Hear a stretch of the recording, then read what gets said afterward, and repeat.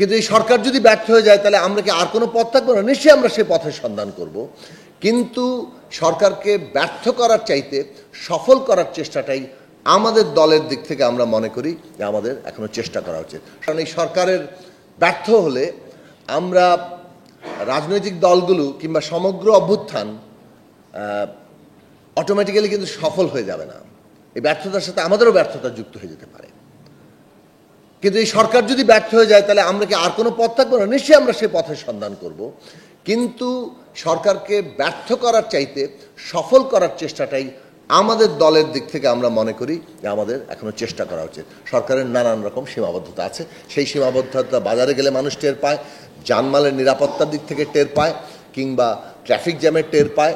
দেশের অর্থনীতির আজকে যে অবস্থা, বিনিয়োগের যে অবস্থা, কর্মসংস্থানের যে অবস্থা, ব্যবসা বাণিজ্যের যে অবস্থা, অথচ বাংলাদেশ একটা $1 ট্রিলিয়ন $multi-trillion ইকোনমি হওয়ার সম্ভাবনা রাখে অতি অল্প সময়ের মধ্যে, যদি আমরা যথাযথ একটা রাজনৈতিক বন্দোবস্তে পৌঁছাতে পারি। বাংলাদেশ পুরো দক্ষিণ এশিয়া না, পুরো গ্লোবাল সাউথের একটা ওয়ান অফ দ্য লিডিং কান্ট্রিতে পরিণত হতে পারে যদি আমরা সেই বাস্তবতার দিকে যেতে পারি।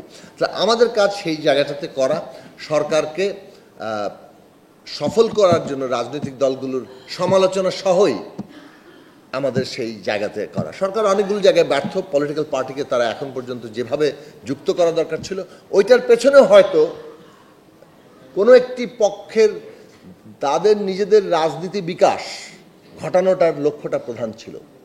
জাতীয় রাজনৈতিক যে কর্তব্য, একটা রাজনৈতিক ব্যবস্থা তৈরি, সেইটা ছিল না।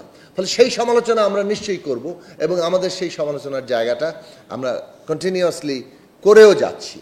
কিন্তু এখনো পর্যন্ত যে জাতীয় রাজনৈতিক ঐক্য দরকার আমাদের, ন্যূনতম একটা ব্যবস্থা গড়ে তোলার জন্য, প্রতিদ্বন্দ্বিতা, প্রতিযোগিতা, একে অপরের সমালোচনা সত্ত্বেও, সেইটা আমরা যাতে ভুলে না যাই। কারণ এটা ভেঙে পড়ার অর্থ হচ্ছে আমরা সকলে মিলে বিপদে পড়া। কিন্তু 7ই জানুয়ারির আগে আমরা যখন এই আন্দোলনের সূচনা করেছি, এমনকি যুগপৎ আন্দোলনের, সেখানেও পরিষ্কারভাবে দেশে রাষ্ট্র ব্যবস্থার সংস্কারের প্রশ্নটিকে মুখ্য করা হয়েছে।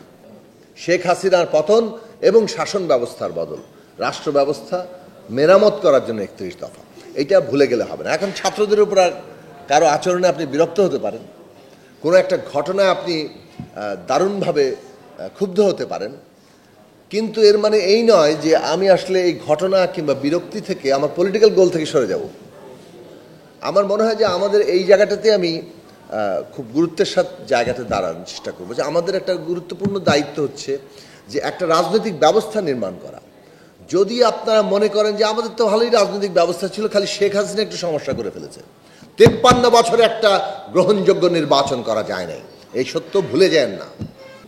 তো এই যে ঘটনা ঘটেছে 19 তারিখের পরে, যেভাবে বাড্ডায়, উত্তরায়, মোহাম্মদপুরে, যাত্রাবাড়িতে নিরস্ত্র জনগণ, ওই রকম মানে সাজোয়া যান, ওইভাবে মুহুর্মুহু গুলি, ওইভাবে হেলিকপ্টার দিয়ে গুলি, ওই রকম অত্যাচারের বিরুদ্ধে মানুষ যে দাঁড়িয়েছে এবং দাঁড়িয়ে শেষ পর্যন্ত বিজয়টা এনেছে, এইটা আমি সারা দেশের ঘটনাও বলছি যে এইটা একটা অভূতপূর্ব ব্যাপার।